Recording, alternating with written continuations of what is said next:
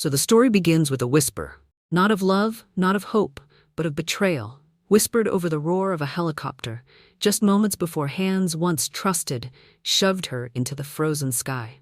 Elara's body plummeted, but her spirit didn't shatter. Can you imagine staring into the eyes of your own cousin and the man you loved, only to see cold calculation instead of fear? A fall meant to end her life became the spark that ignited her war. In the silence of snow and pain, she made a vow. Not today. Not like this. And when she rose from the wreckage, her own funeral already underway, Elara didn't just return. She came back to reclaim everything. This isn't just a story, it's survival turned into revolution. Would you have survived this? Let's find out together.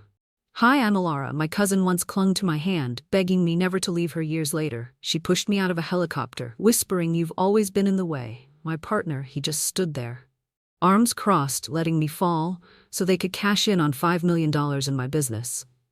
They thought I died that day, but I didn't. And I walked into my own funeral. Do you think betrayal like that ever truly ends, or does it just wait hidden in the people you trust most? Tell me, would you have survived this?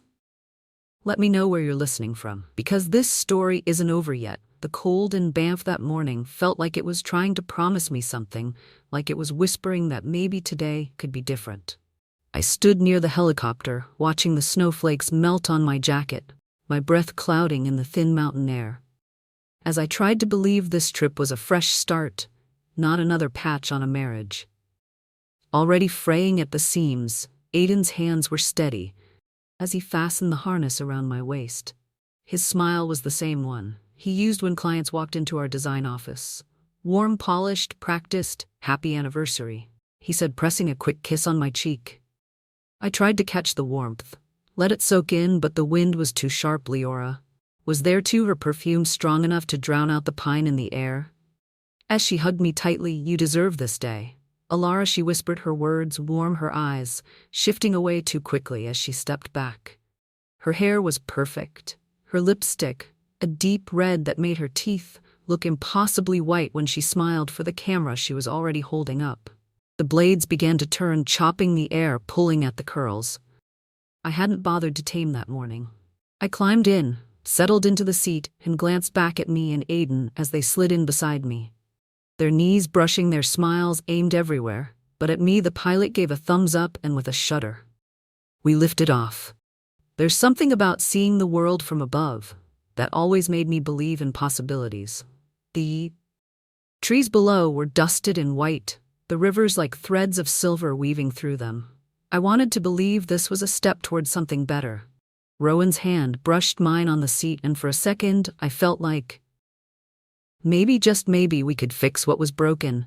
But me glanced over her shoulder at me, and there was nothing warm in her eyes. I turned away, focusing on the view, pretending I hadn't seen the cold calculation there. The helicopter banked left, giving us a sweeping view of the mountains, and Maze lifted her phone, turning it toward Rowan and me. "Smile for the family page," she said, her voice bright, too bright. She leaned in closer, angling the camera, her hair brushing against my cheek. I tried to smile, but Rowan's face was a mask, unreadable. His eyes, not quite meeting mine, my stomach tightened as I forced the corners of my mouth up a hollow performance. The engine's hum was a steady beat in my chest, masking the thudding of my heart as Maze moved closer than she needed to for a photo. Her phone dropped to her side, her lips near my ear. "You've always been in the way," she whispered. It took a second for the words to land, a second for me to process the coldness in her voice before her hand pressed against my shoulder. I saw Rowan, arms crossed, leaning back, his face blank. He didn't move. He didn't even flinch. I felt the weight of everything crashing down in that instant. The years of love I had given, the trust I had placed in them, shattered like glass beneath their feet. It wasn't just a push, it was an execution. And the worst part wasn't the fall. It was the betrayal written so clearly on their faces, as if this had been planned, rehearsed, inevitable. I wanted to scream, but the wind tore it from my throat as Millis shoved and the world tilted violently. I saw her red lipstick curve into a small, satisfied smile, As I fell backward, the white of the snow and sky swallowing me as I tumbled, the rotor's roar turning into a dull thump thump thump that matched the panic in my chest. The air was sharp against my skin, my hair whipping across my face. As I fell, time fractured a memory of my mother's hands braiding my hair before my first day at school. The glow of the open sign at the shop I built from nothing. Rowan's voice telling me, "Trust me, Celine. We're in this together. Trust," what a pretty lie. Branches blurred below me and instinct screamed louder than fear. I reached, praying, hoping, clawing at the air until fingers scraped against a thick branch. Pain exploded through my arm as I caught it. The force wrenching my shoulder, something snapping hot and bright, but I stopped falling. I hung there gasping pain, lancing through every breath as the world finally went silent. Except for the rasp of snow falling from the branches above, the helicopter was gone. Just a dot in the sky, now carrying away the people who had decided my life was worth $5 million. I pulled myself closer to the trunk, every movement a wave of agony, my vision blurring as blood dripped. From a cut on my temple, I didn't cry. There was no room for tears, only breath, only survival. So snow soaked into my jeans, numbing the pain in my legs. As I leaned my head back against the rough bark, closing my eyes for a moment, letting the cold crawl over me like a blanket. I wanted to sleep too, let it all fade, but the words came out soft, raw, a promise to no one but myself, not today. I closed my eyes for a moment, letting the cold numb the pain, before I realized I had to move it. Wasn't bravery, not really, but a quiet, stubborn voice, reminding me that lying here would let them win. The snow around me was stained pink where blood had soaked through, and I forced myself to take inventory, breath fogged in the air. As I pulled in small, sharp gulps, my right leg was bent wrong, a bolt of pain shooting up whenever I tried to shift my shoulder. Hung low, useless, but still there. My fingers trembled as I pressed them to the ground, feeling for something solid to grip, whispering words my mother used to say when the world closed in. "You don't get to quit, Celine." Slowly, inch by inch, I pushed up the icy ground, biting into my palms. The cold seared, the cuts on my face waking up every nerve that wanted to shut down. I saw a fallen branch within reach, thick enough to hold my weight, rolling onto my side. I pulled it toward me, ignoring the tears that blurred my vision. It was pain that leaked out of my eyes, not weakness. Raw, animal pain that clawed through my chest and wrapped itself around my ribs. The wind howled through the trees, a cruel witness to my agony. I gritted my teeth so hard it felt like they might crack. But I didn't stop. I couldn't. With each motion, I whispered promises to myself. I will not die here. I will not be their victim. It wasn't crying, it was pain, leaking out. I pressed the branch into the snow, testing it, and forced myself to stand, leaning my weight onto it as a makeshift crutch. The bone in my leg screamed, but I ground my teeth and moved anyway. One step, then another. The world was too bright, the snow reflecting sunlight that felt cruel as it burned into my eyes. But I kept moving, focusing on the sound of the crunch beneath my boot. With each staggered step, hours passed. Or maybe it was only minutes. Pain twisted time until all I knew was the next step and the next breath. The wind cut through my jacket, slicing through to the sweat that chilled on my back. I told myself to keep moving, that if I stopped, I'd never get up again. That was what Missus and Rowan were counting on. Wasn't it a shape? Appeared in the distance, low and half swallowed by the snowdrift. At first, I thought it was a hallucination, but as I limped closer, it sharpened into a small Rars's cabin, the windows crusted with frost, the porch buried in snow. I dragged myself forward, every breath a growl, until I reached the door, hammering on it with the last of my strength. No one answered. I checked the knob and found it unlocked, the door creaking open to a gust of warmer air inside the cabin, smelled of old wood and stale smoke. But it was shelter. I stumbled inside the door, falling shut behind me, and dropped to my knees, shaking my eyes, scanned the room, finding a wood stove in the corner, a stack of blankets and a dusty first aid kit on a shelf. I crawled over, dragging the kit toward me, pulling out bandages with trembling hands. As I wrapped my leg and tied a makeshift sling around my shoulder, memories flickered unbidden, warm and sharp. Millis, as a child, curling against me during storms, whispering, "Don't leave me, Celine, promise. You won't leave me." Her tiny fingers gripping mine, her eyes wide with fear. She used to be afraid of thunder. I used to hold her until she fell asleep. I swallowed the lump in my throat, forcing my hands to keep working. That same girl, who used to beg me to stay, had just tried to throw me out of her way permanently. The sting of betrayal burned deeper than the wounds. A crackle broke the silence, and I turned my head toward an old radio on the shelf, its red light blinking static. Hissed, then a voice cut through, rough and clipped. Woman, presumed dead body, unrecovered, presumed fatal fall near the ridge. My name followed clear and heavy in the stale air of the cabin. They had already filed me as gone, erased me as easily as crossing out a line on a page. I forced myself to stand, wobbling toward the old rotary phone on the counter. The screen flickered alive, showing a weather app, the cold front. Moving in over Banff, a notification popped up. Bank alert, transaction pending. I knew that number, the policy we'd paid into for years. They had already filed the insurance claim. Aiden and Leora weren't, even waiting for my body to be found. A laugh, dry and sharp, escaped me before turning into a cough that rattled my ribs. My tears dried up, leaving my eyes aching and raw. They think I'm dead. I whispered to the empty room, gripping the edge of the counter for balance. Let them think that I pulled a heavy ranger's coat from the peg near the door. The smell of pine and old smoke settling around me. Like armor, my mind cleared, the fear replaced with something colder, sharper. I would not go back to them broken and begging. I would go back ready.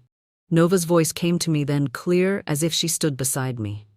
Call me if the world burns. Elara. Nova, my old partner, who knew how to fight the kind of battles that didn't leave bruises on the skin but shredded everything else. I needed to get to her, to someone who would believe me before Aiden and Leora could bury me for good. I found a pair of old ranger boots by the door, stiff but usable. I wrapped my wounds tighter, shoved my feet into the boots, and pulled the coat around me, bracing as I opened the door again. The cold hit me like a slap, but I letting it strip away the fear, leaving only the purpose.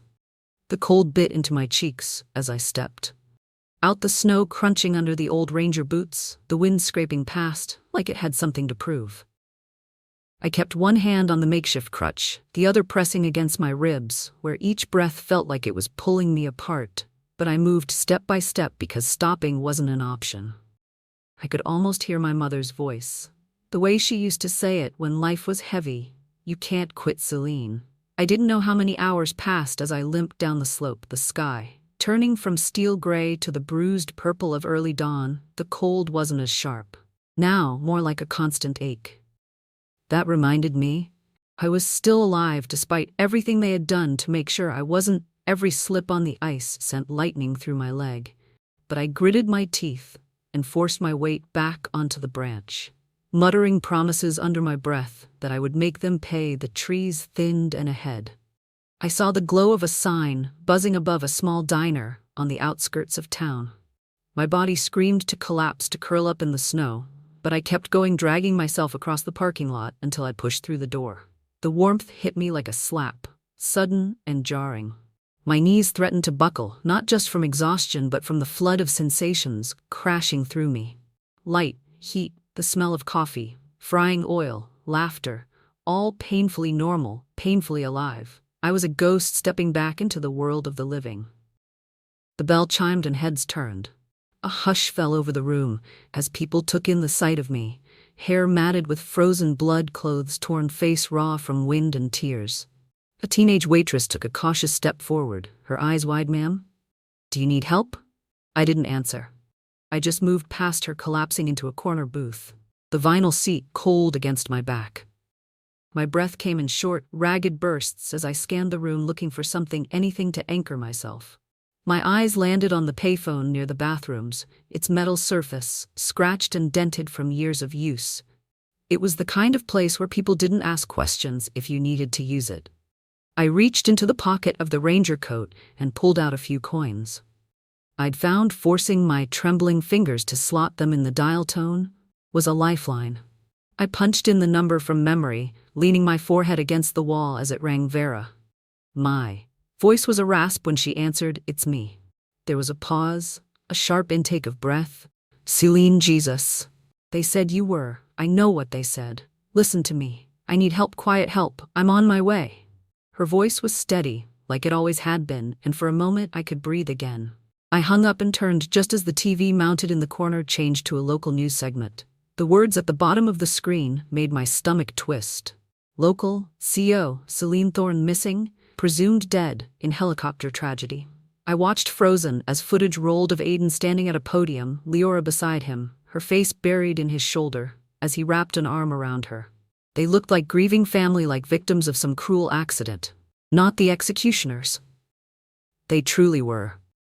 "Please respect our privacy during this difficult time," Aiden said into the microphone, his voice breaking in a way I had once thought was sincere. Elara lifted her head, mascara streaking down her cheeks, shaking as she clung to him behind them. The logo of my company stood tall. The company I built with years of sweat, while they pretended to mourn me. A sharp laugh escaped me, and a man in the next booth shot me a glance before quickly looking away. I dug my nails into my palm, grounding myself. Let them cry their crocodile tears for the cameras. Let them think they had won. The bell above the door jingled again, and Nova walked in, scanning the diner.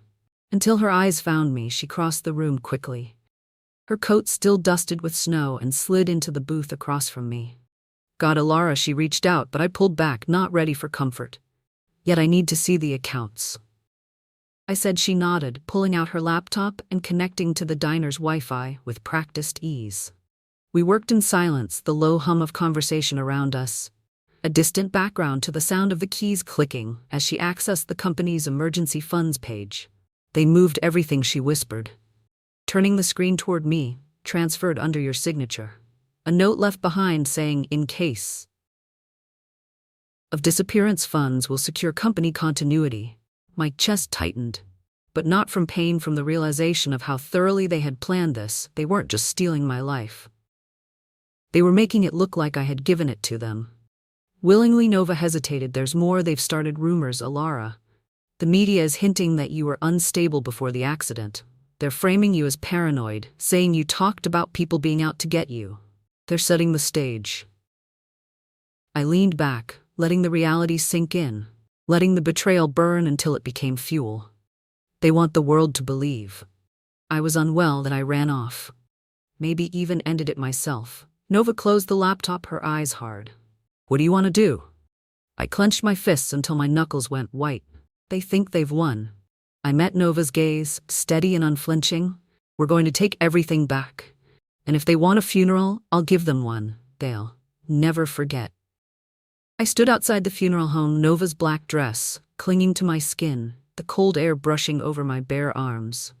As if daring me to turn back, I adjusted the neckline, staring at my reflection in the darkened window, trying to find the woman they thought they had buried in the snow. My breath fogged the glass as I whispered, "You don't get to quit." It was early afternoon, the wind sharp, the sky a pale blue that made the world look too clean for the lies waiting inside. I took one last breath and pushed the door open, stepping into the scent of lilies and cheap cologne. A hush fell like a dropped glass, conversations cut off. Mid-sentence, heads turned, cameras snapped, gasps rippled through the rows of seats as people turned to see the ghost they thought they were mourning. Elara was mid-sob, her handkerchief frozen halfway to her face, eyes wide and unblinking. Aiden stood at the podium, his mouth still open in a word that never came. A journalist in the back yelled, "Is that her? Is that Elara Voss?" I kept walking, the heels Nova had lent me, clicking on the tile floor, steady and deliberate. I passed the poster board near the entrance. My portrait printed in black and white, a black ribbon pinned across the corner, the words "in loving memory" scrolled beneath my name, made me pause for a beat before I looked up at Aiden. "I see you've started without me," I said, my voice calm, letting the silence swallow the room again. My gaze moved across the faces. Neighbors, board members, local officials, all of them gathered to mourn a death that wasn't real. Aiden blinked, his expression flickering from shock to something practiced, something public. His lips curved into a strained smile as he stepped toward me with arms outstretched. "Elara, thank God you're alive. We thought you were." I stepped back, letting his arms hang uselessly in the air. "Save it." Gasps filled the room again, murmurs rippling through the rows like wind in tall grass. Some people stood backing away from me, as if afraid I might collapse in front of them. Others stared with wide eyes, phones raised to capture the scene unfolding before them. Elara moved next, stepping forward with a trembling hand, her face strewn with fresh tears. "Elara, we thought you ran. You've been under so much stress. Remember you said people were watching you? You were scared." Her voice cracked, the perfect note of concern, but her eyes never met mine. I felt something sharp and clear settle in my chest. "You can tell your lies to them," I said, gesturing to the cameras and the reporters inching closer, "but you can't lie to me anymore." A murmur broke out among the guests. Journalists, leaning forward, microphones raised as questions poured out. "Where have you been? Is it true? You were unstable before the accident. What happened up there on the mountain?" Flashes from the cameras flickered like lightning, and the air buzzed with the low hum of whispers and the sharp clicks of shutters. Security moved in, trying to contain the chaos. As I stood in the middle of the storm, unmoving, Aiden's jaw tightened, but he kept his fake concern plastered on his face, trying to guide me away from the crowd. "Elara, let's get you out of here. You need help." I pulled my arm back, looking him straight in the eye. "The only help I need is for you to get your hands off me from the corner of my eye." I saw Nova slip through the crowd, her face calm, her eyes sharp. She moved close, pressing a small flash drive into my palm, her lips barely moving as she whispered, "When you're ready." I closed my hand around it. Its edges were cool and sharp, like the truth it carried, small but capable of cutting through every lie. The weight of it grounding me in the chaos. Cameras were still clicking, questions still coming, but all I could hear was the quiet certainty in my mind. If they wanted a funeral, I would give them one they would never forget. I slid the flash drive into my pocket, feeling its small weight. As I left, the funeral home Nova's car was parked a block down, and I kept my head low, ignoring the shouts of reporters and the flashes popping behind me. Each step away from that building felt like reclaiming a piece of myself they had tried to bury. We didn't speak until the car doors closed, the quiet inside a stark contrast to the chaos we left. We drove through the fading light, the sky bleeding into evening streetlights, flickering on as we passed under them. I could see the tension in Nova's knuckles on the steering wheel, but she didn't press me for words. Instead, she just said, "You need to see." "What's on this?" Her voice was low, steady, like it always was when she handled bad news at her apartment. We sat at a small table near the window, the glow of the city pulsing like a restless heartbeat. She brought her laptop over, the hum of it filling the silence as she inserted the drive. I stared out the window for a moment, watching the lights blur, the cold seeping in even through the glass. My hands were steady, but inside I felt like I was standing on the edge of a cliff. The screen came alive with folders, files labeled with dates and code names. I didn't recognize at first. Nova clicked through them methodically, opening bank statements and transfer confirmations, each click like a nail being driven deeper. My name was there, my signature, or what looked like it, authorizing transfers. I had never seen money siphoned off into hidden accounts, moved around under layers of fake shells. "Elara, look at this." Nova's voice was clipped, but I heard the anger beneath it. She pulled up an email chain, messages between Elara and Aiden, my cousin and my partner, planning the day they would push me out of the way, literally, and cash in on the insurance that came with my name. "She's a liability. Now we can't let her ruin everything." Aiden's words on the screen, it felt like I was being pushed again, this time without the wind rushing past my face to distract me.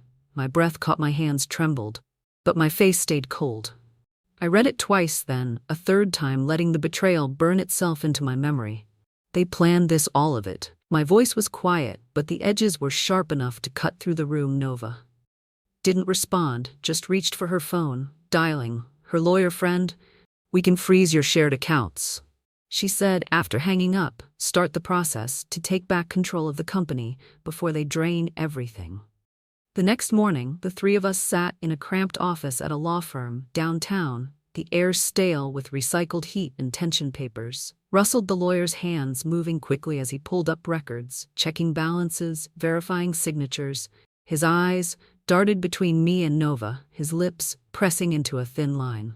Finally, he stood, his face pale. "Elara, I'm sorry. They've already filed documents claiming you're mentally unfit. They moved fast. Your accounts are frozen under a protective hold, and they're pushing to take over your voting rights in the company. The walls seemed to tighten around me, the air too thick to breathe. I heard the echo of Leora's voice, the feel of her hand on my back, before she shoved me Aiden's blank stare. As I fell, I clenched my fists, feeling my nails dig into my palms. They knew I'd come for them. I whispered more to myself than to Nova or the lawyer every moment. Replayed in my head each lie, each cold smile, each whisper. That told me to trust them. I need a minute, I said, standing, and stepping into the hallway, finding the restroom at the end. The mirror above the sink was cracked, a jagged line running through the reflection of my face. I gripped the edges of the sink, letting the cold porcelain ground me as tears blurred the edges of my vision. But I wiped them away, letting the anger clear the fog. Not this time, I whispered to the woman in the mirror. The woman. They thought they could break the woman they left for dead. I walked back into the office, meeting Nova's eyes. We'll find another way, I told her, letting the steel in my voice settle into the room. They want me weak. That's how they'll lose. As we gathered our things, preparing to leave, my phone buzzed in my pocket. I pulled it out, the screen lighting up with a text from an unknown number. I know what they did, meet me. I stared at the message, the world narrowing to the glow of the screen. Knowing this could be the ally or the trap, I needed to face them. I locked eyes with Nova before stepping out of her apartment, the message still glowing on my phone. I didn't tell her the details, just that I needed to follow this lead. She wanted to come, but I shook my head, assuring her I'd call if things went sideways. The cold air bit into my skin as I walked the few blocks to the diner, the kind with a neon sign, half-lit, buzzing against the quiet of the late hour, sliding into a corner booth. I kept my back to the wall, eyes tracking every shadow that moved past the foggy windows. The smell of burnt coffee and grease clung to the air, grounding me in the reality that I wasn't dead, wasn't done yet. I traced the rim of the chipped coffee mug in front of me. Steadying my breathing, the door chimed, and a man in a worn, green jacket stepped in, scanning the room before his eyes landed on me. He moved with the caution of someone who'd been burned too many times, and as he approached, I caught the slight limp in his step. He slid into the booth across from me, removing a knit cap to reveal messy hair and tired eyes. Name's Caleb, he said, voice low, glancing around before leaning in. I know what Leora and your partner did to you.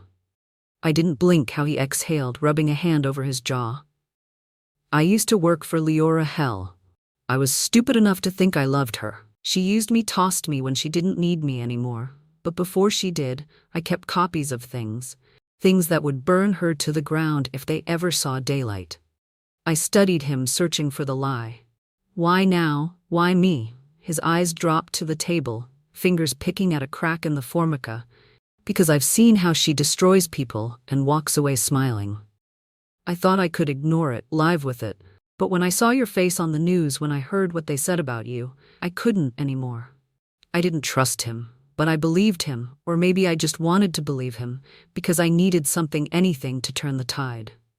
He pulled a small key from his pocket, sliding it across to me.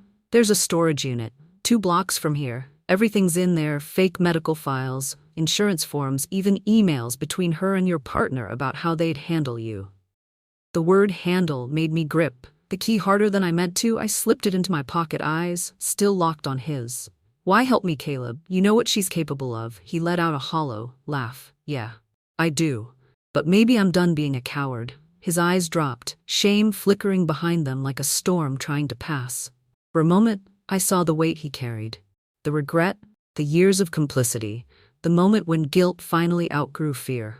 I left some cash on the table and stood feeling the weight of every eye in the diner on me as we stepped into the cold again. Nova met us a block away, her car idling under a streetlight, exhaust fogging up the icy air. We didn't speak much as we drove to the storage facility, the hum of the tires on wet pavement. The only sound between us inside the unit.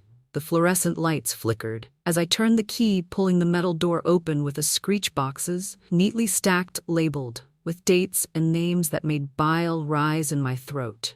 Leora's handwriting was everywhere, her careful script, mocking me from the labels, files about my health, fake diagnosis. Her plans to paint me as unstable to secure the payout. Nova's breath caught as she flipped through one of the folders. Elara, this is enough to bury them.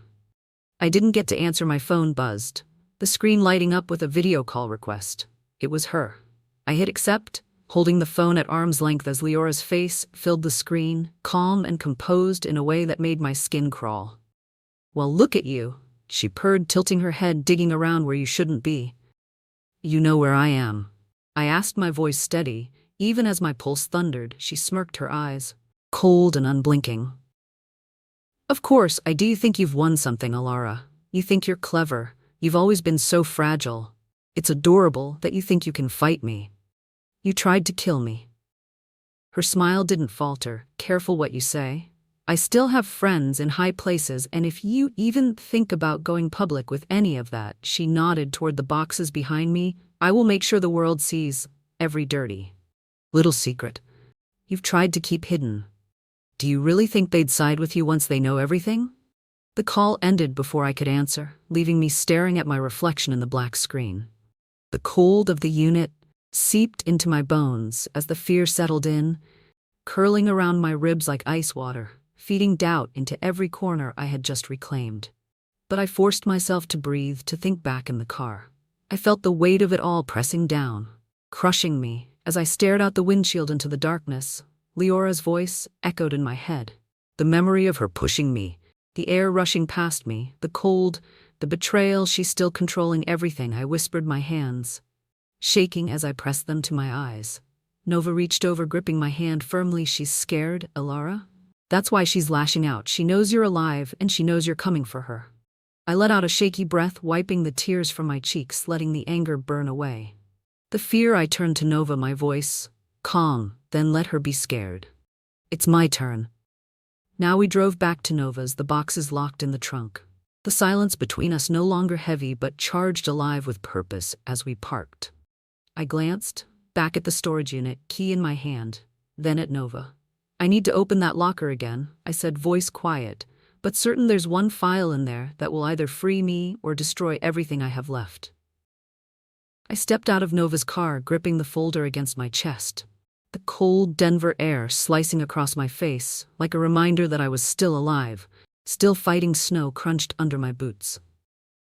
As I made my way toward the courthouse building, each breath a cloud that dissolved into the morning light. This was it. No more hiding, no more being pushed around by people who thought they could decide when I was worth keeping alive. Inside, the hallway smelled of stale coffee and cleaning chemicals. Nova walked beside me, her hand brushing mine for a moment before she let go, letting me take the lead. We passed through security, the guard giving me a curious glance. As I placed the folder on the conveyor belt, I met his gaze without flinching. In a private conference room near the courthouse. They waited. Leora sat with her perfect posture, her hair pinned back, pretending concern. My partner was there too, pretending grief so well. I almost believed him, but the quick flash of fear in his eyes when he saw me sent a thrill down my spine. There were a few others, his lawyer, a family friend who had always believed the worst about me, and another woman who kept checking her phone as if she wanted to be anywhere else. I closed the door behind me, the click loud enough to turn every head in the room. I didn't bother to sit down. I let the folder drop onto the table, the sound sharp in the stillness. Elara, my partner, started, standing up like he was about to embrace me, like we were in some reunion movie. I held up a hand. Don't. His mouth opened and closed, and he sat back down, his eyes darting toward Leora, who had gone pale before her lips curled into that familiar, condescending smile. Well, she said, folding her hands, look who decided to show up. We were so worried about you. I ignored her, opening the folder and spreading the documents across the table, pages of emails, bank transfers, insurance claims, and copies of fake medical records. Their crimes in black and white, undeniable. This is what you did, I said, my voice calm, even as my pulse thundered. This is who you are. Leora laughed, the sound hollow. Elara, really? This is embarrassing. You've always had these episodes. We tried to help you, but you just won't. Let us, will you? She glanced around the room as if seeking agreement. She's unstable, she said to the others, her tone laced with pity. She's always been unstable. I looked her dead in the eyes, letting the silence drag until she finally looked away. You whispered. You've always been in the way before you pushed me out of that helicopter. You didn't think I'd live to say it back to your face. Did you? The air seemed to disappear from the room. Even my partner wouldn't look at me now, staring down at the table, his hands clenched into fists. You don't have proof of any of this. Leora snapped her composure. Cracking outside, Nova and Caleb were working, and I knew it. I could feel it in the way my phone buzzed in my pocket, message after message, lighting up the screen while Leora kept talking. Nova was posting portions of the evidence, online tagging, local news stations, community groups, and every person who had ever believed Leora's lies. Your lies aren't gonna work anymore, I said quietly. Leora's phone vibrated. Then again and again she looked down, her eyes widening as she scrolled, her face draining of color. The room filled with the soft chiming of notifications, one phone after another lighting up. My partner's lawyer cleared his throat, glancing at him, then at Leora, before turning his gaze to me with something that almost looked like respect. The family friend, who had always hated me, shifted uncomfortably in her chair. Leora's hands shook as she clutched her phone, her eyes darting around like a cornered animal. You think this is over? She hissed, standing so quickly. Her chair toppled behind her. I stepped closer, my voice steady. No, it's just beginning. She glared at me, her jaw working, but she couldn't find the words for once. She had nothing to spin, nothing to hide behind. I picked up the folder, gathering the pages slowly, carefully, making sure she saw that I was in control now, that I wasn't afraid of her anymore. As I stepped outside into the biting air, the cold didn't feel like punishment. This time it felt like freedom, crisp and clean, washing away the fear and the years of letting them decide who I was allowed to be. My phone buzzed again, but I didn't check it immediately. For the first time in a long time, I felt the ground solid under my feet, the air in my lungs mine to breathe. I knew the fight wasn't over yet, but I was ready. As I pushed through the courthouse doors, the cold morning air hit me sharp and real, grounding me for what was ahead. A crowd had formed, reporters jostling cameras, flashing people with their phones raised, streaming every second of my walk into the daylight. I held the folder against my chest, inhaling deeply, reminding myself why I had to keep going, why I couldn't let them silence me again. The murmurs grew louder. As I stepped forward, I caught fragments. Is that her? She's alive. What's happening? My hands trembled for a second before I clenched them, steadying my breath. This was bigger than me. Now it was about every person who had ever been pushed aside, told they were nothing, who was forced to smile, while people like Leora and Aiden stole everything. I felt the collective weight of their stories. People like me, silenced by power, erased by manipulation, pressing into my back, urging me forward. This wasn't just vengeance, it was reckoning. Just as I began to find my rhythm, phones started buzzing around me, notifications lighting up screens, faces turning toward each other with confusion. Nova was at my side, her phone in hand, her eyes scanning the headlines that began to flood in Elara. She said softly, "They're trying to spin it." Leora had moved fast. News alerts popped up, showing fake documents with my forged signature, claiming I had siphoned company money into private accounts. Headlines accused me of being unstable, a fraud, a woman who had faked her own death to cover her crimes. My name was trending, but for all the wrong reasons. For a heartbeat, the fear I had fought so hard to bury clawed back up, cold and familiar, the fear of being unheard of, losing everything again, of watching them take what was mine while smiling in my face. That fear coiled in my stomach like smoke, whispering that maybe they'd win again, but I refused to inhale it this time. I looked down, my reflection wavering in a puddle at my feet, and saw the woman they had tried to make me broken, silent, easy to erase. "Are you ready?" Nova whispered beside me. I looked up at her, at the people who were waiting, at the cameras that were still recording. I pulled my phone from my pocket, gripping it so tightly my knuckles burned. "Yeah," I said, lifting my head. "I'm ready." We moved to the steps, the crowd parting as we stepped forward. Nova connected my phone to the small portable projector. We had prepared the image, flickering onto the side of the courthouse wall. People turned, eyes wide, as the video started to play. There was Leora laughing over a glass of wine, her voice slurring as she leaned into the camera. "She's Always been in the way, she said, clinking her glass with Aiden's. She never saw it coming. All it took was a push, easy money. Their faces were clear. The words unmistakable, the truth laid bare for everyone to see. A collective gasp rolled through the crowd. Phones were raised, capturing every second, broadcasting live. Some people covered their mouths. Others shouted in disbelief, the ripple of realization spreading like wildfire. I saw people looking at their screens at me, then back at the video. I could see them understanding from the edge of the crowd. I saw Leora's people trying to push through, yelling for the video to be taken down, for people to stop recording. But it was too late. It was already everywhere. Suddenly Leora was there, her face red, her eyes wild as she lunged at me, screaming, "You ruined everything," her voice cracked, raw with rage, her carefully crafted image shattering with every step she took toward me. Security moved fast, pulling her back as she kicked and screamed, her threats cutting through the cold air. "I will destroy you," she shrieked. "You think you've won." I stood still, the chaos around me slowing into a quiet tunnel. As I watched her struggle, her power slipping away, I didn't feel pity, I didn't feel fear. I just felt free. Voices started chanting my name, people clapping, some reaching out to touch my shoulder as they passed. Tears stung at my eyes, but I refused to let them fall. Not here, not now. I raised my head, letting the truth settle around us. The Denver air crisp and biting, washing away the weight I had carried for too long. As the security team led Leora away, a reporter stepped forward, her microphone shaking slightly as she called out, "Elara, what's next for you now that the truth is out?" I stopped, turning to look at her. Then at the people around us, their faces filled with hope.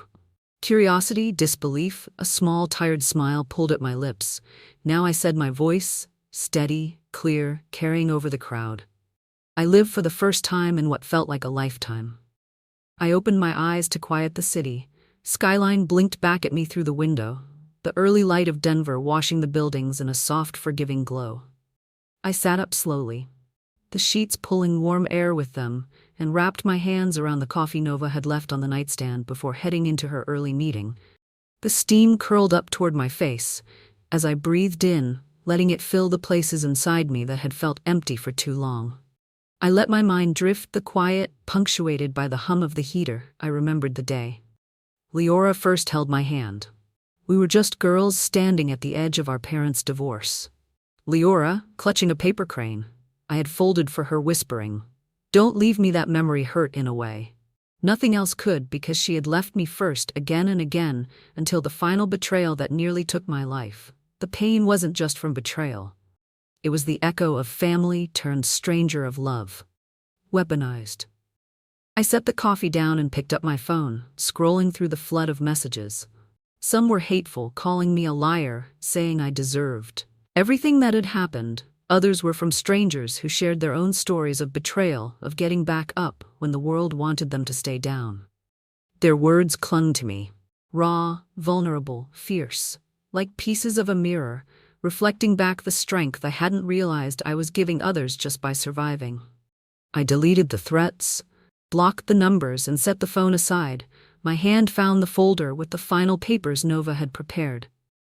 I signed each page, regaining full control of my company, every stroke of the pen like a breath of clean air. Later that morning, Nova came back, her hair pulled into a low bun, a tired smile on her face. As she handed me another cup of coffee, we sat in her small kitchen, the city alive beyond the window, cars and people moving with the promise of another day. "Will you ever forgive her?" Nova asked softly, her eyes searching mine as she sipped from her mug. I felt tears threaten, but blinked them back, my throat tight as I shook my head. "I don't know," I said honestly. "Maybe forgiveness isn't about her. Maybe it's about letting myself move forward." Nova reached over, squeezing my hand before letting go. The silence between us warm, a soft reminder that I wasn't alone anymore in the afternoon. I walked to the community center. I had helped build, quietly years ago, a place for women starting over, rebuilding after the storms in their lives. I moved among them unnoticed, watching laughter, quiet conversations, small victories over paperwork and jobs found, and the bright colors the children wore as they played in the corner. I saw pieces of myself in all of them, in the way they held their heads high despite the weight, in the way they carved hope out of routine. This space wasn't just healing them, it was healing me too. It felt right to stand there and see these women finding themselves again, piece by piece. A small girl, no older than 6, with curly hair and big brown eyes, tugged at my coat. She held up a paper crane, its wings, carefully folded, edges a little uneven for hope. She said, shyly placing it in my hand before darting back to her mother. I closed my eyes for a moment, the paper soft in my palm, remembering the day I had made a crane for Elara, telling her the same word. Hope. The circle wasn't perfect, but it was enough. Walking back through the city as the sun began to set, I felt each step like a promise to myself. Trust might never fully return, and some wounds would take longer to heal than others. But I was alive, I was free, and I was strong enough to keep moving forward without fear of being silenced. Again, I stopped by the quiet edge of a small park, pulling out my phone, turning the camera toward myself. My reflection stared back, older, wiser still, carrying the shadows of what I had survived, but with a light in my eyes that had been missing for too long. Have you ever survived something like this? I asked softly, letting my words settle in the stillness. Tell me your story. I read every single one. I ended the recording, slipping the phone into my pocket as I turned toward the bright lights of the street ahead. The air was cold, but it was fresh, and I let it fill my lungs as I took another step, then another, each one lighter than the last. And for the first time, I didn't need their approval to feel alive. I was enough, just as I. So the story is over, our wonderful friends.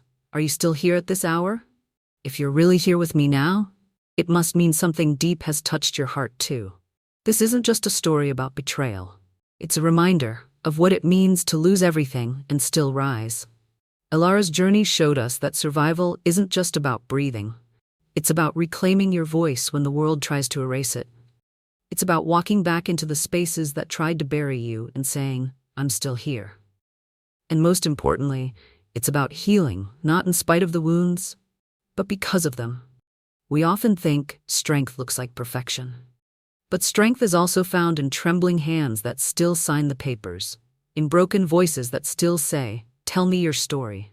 In that one step forward, no matter how small. As Elara said, I didn't need their approval to feel alive. I was enough just as I am. So maybe that's the lesson. You are enough, even with your scars, especially with your scars. Because those cracks are where the light gets in. Like Leonard Cohen once said, there is a crack in everything, that's how the light gets in.